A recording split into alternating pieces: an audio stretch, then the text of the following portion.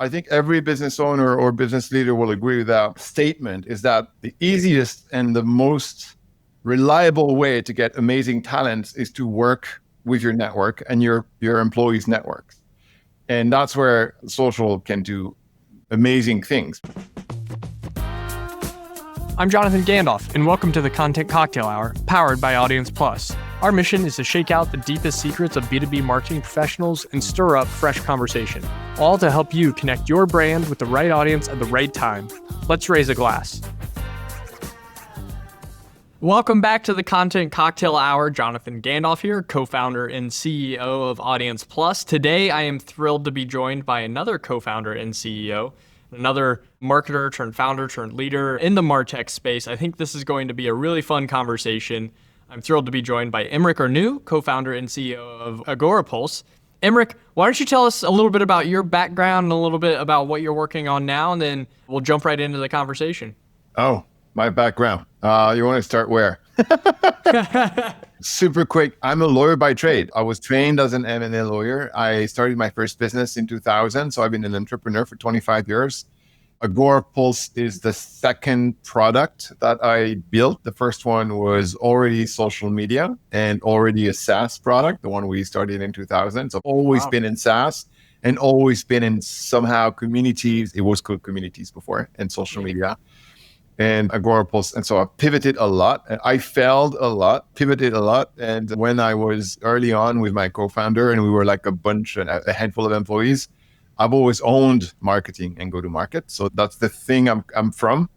Not necessarily sales, really marketing, because the first product we built, there was no sales. And the second product we built, Agorapulse, that we started in 2011, we only got our first salesperson in 2016. So that just to give you an idea of how we built it. It was very good. It was very PLG, product-led growth, and inbound and low touch, no touch, very, very frictionless go-to-market and so on and so forth. And we completely changed that. We're now totally marketing and sales led, moved the needle completely the other way. And that's, you asked me, what are you up to now? I'm up to succeeding at transitioning from the inbound, low sales, low friction, mostly product led, to a more outbound, like not outbound in the sense of cold call and going to talk to strangers, but how we do create our opportunities instead of waiting for them to raise their hand and come to us.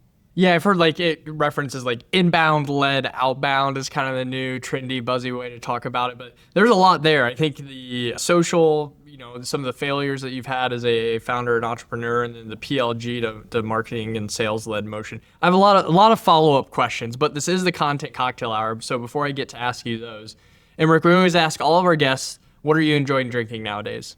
I'm not going to be a fun guest. I do not drink. I'm glad I didn't tee it up as it's Friday afternoon in Paris. What wine are you enjoying? I only drink one kind of beverage. It's sparkled water, and I drink 2 liters of it every single day in my big drink. It actually has my logo on it, which I like. Look at that product placement. I love it. That's awesome. I think that's pretty fun. 2 liters of sparkling water is a pretty impressive answer. I mean, we haven't had that one before. I hate still water. I think it's boring, and the sparkles give me that in my mouth. So I love it. Yeah. I love it. Well, cool. All right, so let's dig into the rest of the conversation. So I'm really interested in starting with, you referenced this a little bit in your intro, you called it communities before social. You called it social, but social maybe came around the 2006, 8, 10, that kind of time after frame. After Facebook, post-Facebook. Yeah, exactly. Yeah. But you kind of said you've been in social since 2000. It was just called communities. So maybe from your perspective, I'd be really interested in kind of hearing about the timeline of social media and social media marketing and how much it's evolved since you've been involved in it. How it got started was ICQ, and the chats. Do you remember ICQ? Oh yeah, bought by AOL. So all the online chat, MSN, Messenger. After that, all these online chats and forums. These were the ancestors of social media, and they already existed in 1997, 1996 already. They evolved into the new era of social media. It was called the Web 2, where actually it was Because the old one were kind of for geeks only. If you were a random normal, mother or father like me, you couldn't figure it out. It was too hard and too complicated. But everybody could figure out Facebook and then Twitter and then Instagram and then everything else. So the revolution there was like those tools that were very hard to understand and comprehend, they became very easy and everybody started to adopt them. But the core need was there since day one. It was there since the beginning of times. Human beings are meant to interact with each other. They are meant to have conversations. They are meant to argue. They are meant to all these things, right? And the web has just facilitated this in a geeky, technical, complicated way at first, but then in a much easier way. So what happened next is that we only got a couple in the early 2010s, like we got 3, 4 max. Now you have and TikToks and Snapchats and Quora and Pinterest. And like now you have dozens of potential of places where you can go and actually be social with others online. If you look at that timeline, what we're going through is a complexification of the landscape. And now it's very complex. So where do I go? I don't know. Where are my customers hanging out? I don't know. And that's where I need to be. So I'd say that's the timeline. But to conclude, I'd say this is not going anywhere. It's either going to become even more complex than it is already today, or stay the same, which is already complex. But what it's not going to do is disappear, because what's not going to happen to the human race is that they stop talking to each other, or hating each other, or bumping into. Yeah. I kind of, it's kind of the same thing. I say there's obviously a lot of conjecture right now in the search space about SEO versus what I'm being seen called GEO now with all the generative tools. And people ask me, and I think it's still a little too early. At least I haven't seen really strong data on what's driving GEO. I've seen and read about good SEO practices driving good GEO results. But what I tell marketers is like, the behavior of search is not going anywhere. We're always going to be searching for answers, whether we're asking questions to a generative tool or we're searching an index like a Google. And I like how you're framing social of like, it's not about the technology, it's about the connection between human beings. And I think that's really worth like thinking about when we're talking about. It's about the need it fulfills. Yeah, same as search. Exactly. That need is profoundly human. It's not going away. Yeah, I love that. So speaking of connecting individuals and using social for that, does it feel like we're kind of entering a new chapter of social? I remember I was at Exact Target in the early days of the content marketing and thought leadership space, and we were, I think, quick adopters on the social media marketing. And I remember everything then, and even for the years after that, was about like the brand page, right? It was like using the brand page to build the social media kind of network for your company. Now we're seeing people or companies are leaning more on their individual people or their employees to build the brand, like build their personal brand, but for the corporate brand. Yeah. That paired with everything happening in AI, it feels like we're kind of like entering this another like new chapter of social. Do you feel that happening at Agorapulse? Yeah. So you're B2B, I'm B2B. So that's why you're saying what you're saying. In B2B, absolutely. In B2B, you need to leverage your people. If you're not leveraging your people, and it's mostly going to be on LinkedIn, let's face it.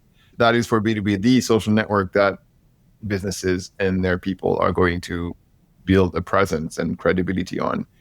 If you're B2C, it's totally different game. So if you're Coca-Cola, you probably don't care about your employees. I'll put it this way. They're doing stuff on social. Right. They don't need to. Yeah, you don't need to. Your buyers aren't on LinkedIn. You need something, they're not on LinkedIn, and you need something else. Unless it's for employer branding and hiring, then it's a different story. Yeah. But yeah, it's absolutely the truth. It's one of my pet peeve, actually. One of the things that we are striving for at Agorapulse is to help people who are using social to prove the impact of their work. And for B2B marketers who are doing social, the impact of their work is going to be minimal if all they have is their brand page, is their company page, or their company accounts, wherever they are. The thing I'm obsessed with is like, okay, what can we do to leverage the team members to get more noise, get more reach, get more people interested into what we say? And that's totally the direction that B2B businesses need to take. Like, how do we embark the team so they become our voice as well? And then we multiply our ability to touch people because they are bought in the vision and what we want to do on social. Let me give you one very specific example, which I'm very excited about. It's hiring. When you think about hiring, isn't hiring the most difficult thing to do for a business? And maybe the most critical as well, right? Of course. And where mistakes are the most expensive and where waiting 6 more months before having the right person is the most damaging, and so on and so forth. When you think about how you hire the best people you've hired in your life, where did they come from? The best of the best. Your network. Yeah, they all came from my network and my employees' network. 100%. And I think every business owner or business leader will agree with that statement, is that the easiest and the most reliable way to get amazing talents is to work with your network and your employees' networks.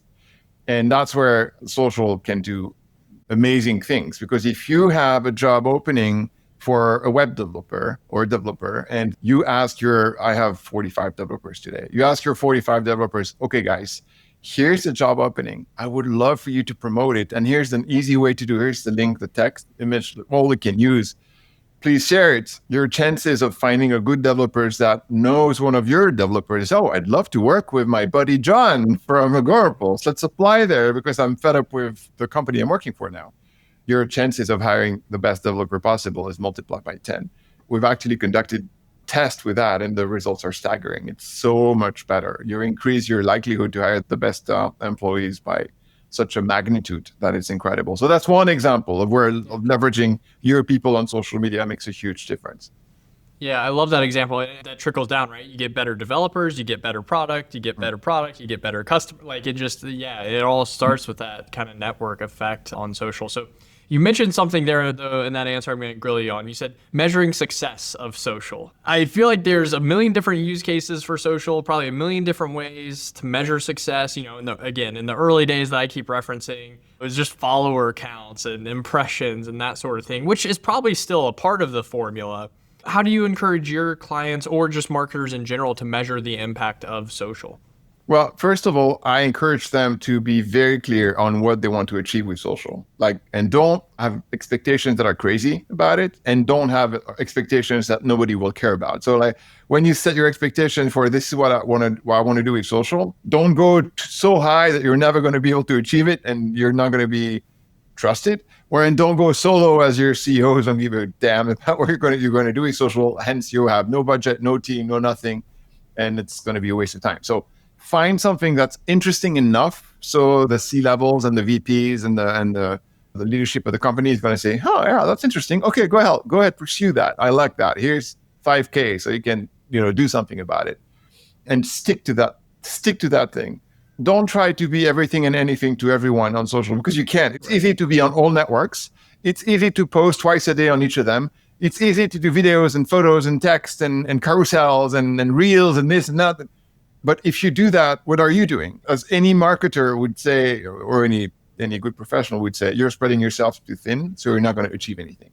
Yeah. So pick the thing that you believe is the most likely to achieve that thing that you sold to your leadership, and stick to it. And measure what's happening from that thing in terms of audience. Because if there's no audience on social for you, then you're not going to be seen by anyone. So there will be no engagement, there will be no click, there will be no opportunities, there will be nothing. So audience is important.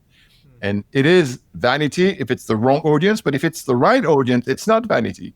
If the people following me on LinkedIn are all social media managers, growing that is not vanity. It's actually exactly what I want. Yeah, exactly. So you have to balance quality and quantity, of course, when you're looking at audience metrics. Then you look at engagement metrics. And if you have the right audience, then that engagement is not vanity, because it's telling you the right people who are the ones I want to influence are actually engaging with what I say and what I share with them, meaning that I'm saying and sharing stuff that they are interested into. So I look good. If I look good by the people who want to buy my stuff, and it's going to end up in being good for the business. So that is not vanity as far as you're looking at the quality of what you're getting and your audience. And then the last thing, the shameless alert about the Agorapulse ROI tracking, is that you don't want to send them to your site for something. Make that something super interesting and low commitment. A downloadable, a video they can watch, a webinar they can watch even live or on replay. Something that's going to help them, really help them. Work hard on making sure that the content is going to be super helpful. I always tell my team, this is content they would pay for. Is this content they would pay for? Yes or no? If the answer is no, Was it worth doing? Was it worth creating? We have a tendency to create a lot of content, but not always a lot of content people would pay for. And if you had that content they would pay for, and you propose that content to them on LinkedIn with the right messaging around it and the right amount of fun and video and presenting it a way that makes them, I really want to check that out. Then you're going to start having leads, and those leads you're going to be able to attribute to, oh, that's what I've done on social. And one thing taking to another, you're going to start measuring lead generation and quality of lead generation and MQLs and SALs and SQLs and so on and so forth. And yes, you can absolutely create business from social media if it's done the right way. Is this content that somebody would pay for is such a good heuristic for creating quality content? I think that's especially fascinating coming from your perspective, where so many times social is, it is reliant on creating content, right? And I think, like you mentioned in that answer, if your metric is, hey, we need to post twice per day to this channel, twice per day to this channel, and that's what success is the quantity of posting, the quality is probably not going to be something that people are willing to pay for. Yeah. So I absolutely love that you're kind of using that once they're on the site to drive the quality of content that your team is creating. Yeah, when you post on social, you don't necessarily have to post stuff that people would pay for. You can do entertaining, you can do human, like authentic, whatever, like things that people laugh about it, people cry about it, whatever. You can do stuff that makes people react in a positive way. It's when you want them to go to your website and give you their email that's exactly. They need to be able to feel like they would pay for that. And they're actually paying for that with their email. Right, exactly. All right, I'm gonna change gears here a little bit. I'm gonna ask a selfish question, entrepreneur to entrepreneur. You mentioned you've had a lot of successes and a lot of failures kind of through your entrepreneurial journey. What's maybe one failure that you've learned from that other entrepreneurs could learn from? I'm gonna cite the most painful one. It's always HR mistakes. It's hiring the wrong person, keeping them too long, and hurting you, the business, and the team because you've made the wrong decision and you procrastinated on the person. And most of the time, it's not their fault. It's not the fault of that person. It's our fault. It's my fault. And it's me who was not clear enough about who I needed and what I needed to be done, and picked the wrong person because I actually wasn't sure what needed to be done. And then when that became clear, it also became clear that person was not the right person for that, but I didn't clarify that in the first place. And that's my fault. It's a big word. It's my inexperience that's at the beginning of it. And then not wanting to have the hard conversation with them. I love this quote from a friend. It's the difference between being nice and being kind. And if you've hired the wrong person, but it's your fault, and now you have to take responsibility of having the hard conversation to let them go. Being nice is not letting them go. Being kind is letting them go because you have them in a job that they can't accomplish. So they're never going to be successful, and it's your fault. It's not going to feel like a gift, but the only gift you can give them is to free them to find another job where they can actually be successful. And that's being kind. I love that. That reminds me a lot of, I'm a big fan of the radical candor kind of thought and matrix. It's you care personally, but challenge directly to have those difficult conversations. And I love that nuance you highlighted of the difference between being kind and nice. That's really good. Appreciate that. Emeric, we always end all of these conversations by asking our guests, what's an unpopular opinion that you have as it pertains to B2B sales or marketing? One that's very connected to what I do. Do you know Chris Walker? You probably know Chris Walker. Yeah, okay. Chris Walker became famous because he went on LinkedIn and became very famous on LinkedIn saying, you shouldn't track anything. Tracking is bullshit, and you should create demand and not capture demand and all that kind of stuff. And tracking software is evil, and you shouldn't trust them and you shouldn't use them. If that is popular, then the unpopular opinion I have is that if you're not tracking anything, of course, when you're tracking stuff, you're mostly tracking tips of icebergs because tracking cannot capture everything. He's right on that. If you're doing a podcast and a lot of people come from that podcast, you're not going to be able to track it because it's impossible, technically impossible. But if you're not tracking anything, then you're not going to see tips of icebergs. And if you don't see any tips of icebergs, then you probably do not have any icebergs under the surface of the water. So my unpopular opinion to Chris Walker is that you should track because you need to see where the tips are so you can navigate them and you can double down on them, because if you see a tip, there's probably an iceberg underneath it. That's my one. And the other more generalist unpopular opinion is that I think branding is as important as lead gen in B2B marketing. Yeah. If in B2B marketing, all you do is, is hardcore cold lead gen, the cost of the conversion rates of each step of the funnel, and then the cost at the end is going to be very, very high. If you have done a great job at branding, at creating a good image for yourself, for your brand, for your product, and for yourself as a leader, people are going to be more likely to convert at each step of the funnel. And at the end of the day, the CAC will be much better. You have to do both. You cannot just do one and please the CEOs who don't understand marketing. You have to sell them what they want to hear, which is, yeah, I'm going to do leads and SELs and SQLs. Don't worry, my CEO.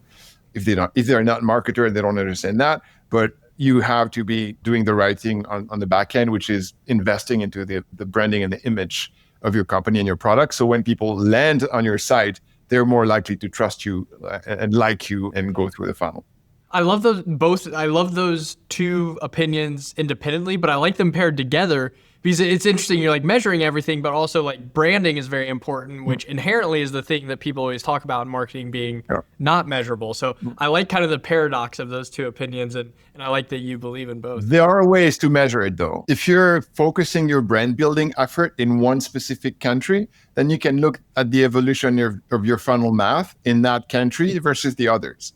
So it's more complex. It takes more resources and a lot of focus, but it is doable to see, we've invested in branding for 1 year in this country, and our conversion rate are twice as high as this other country where we did no branding. I know that the guys from HubSpot did that. Obviously, they have a HubSpot means, so they can't do that, but they proved to HubSpot leadership that branding was a good investment because they did it exactly this way. Yeah. I love that so much. Really appreciate that thought. Emeric, if people want to learn more from you or learn more about Agorapulse, what's the best way to do that? Follow me on LinkedIn.